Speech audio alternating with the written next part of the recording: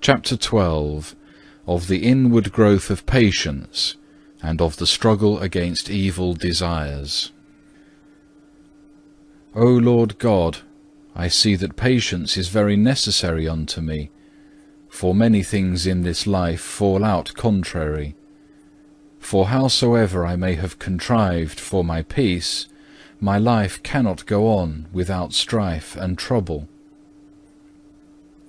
Thou speakest truly, my son, for I will not that thou seek such a peace as is without trials, and knoweth no adversities, but rather that thou shouldest judge thyself to have found peace, when thou art tried with manifold tribulations, and proved by many adversities.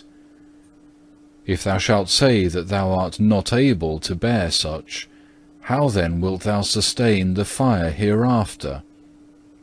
Of two evils we should always choose the less. Therefore, that thou mayest escape eternal torments hereafter, strive on God's behalf to endure present evils bravely. Thinkest thou that the children of this world suffer naught or but little? Thou wilt not find it so, even though thou find out the most prosperous.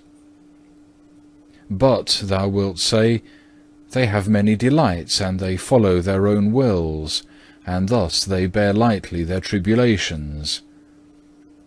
Be it so, grant that they have what they list, but how long thinkest thou would it last?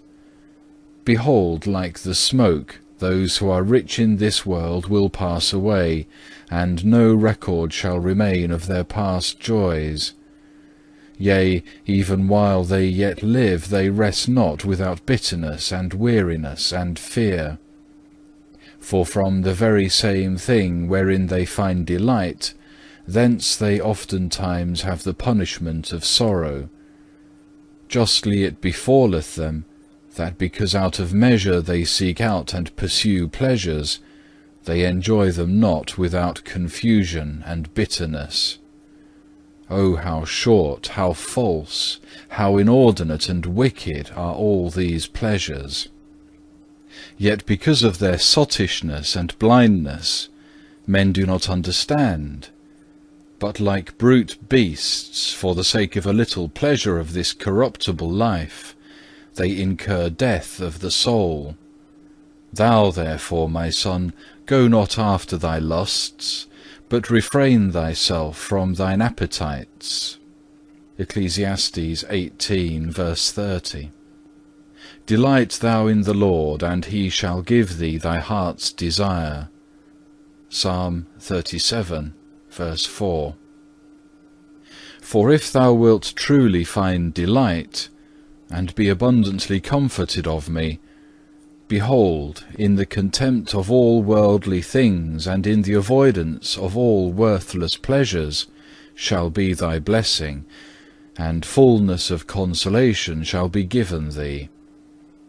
And the more thou withdrawest thyself from all solace of creatures, the more sweet and powerful consolations thou shalt find. But at the first thou shalt not attain to them without some sorrow and hard striving.